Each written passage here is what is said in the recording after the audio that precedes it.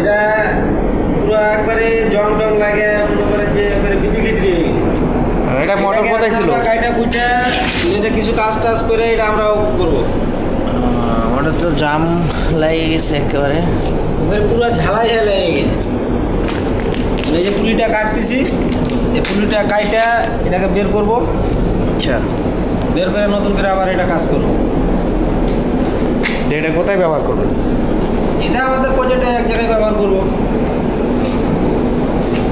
আচ্ছা ঠিক আছে, তাহলে করেন দেখি।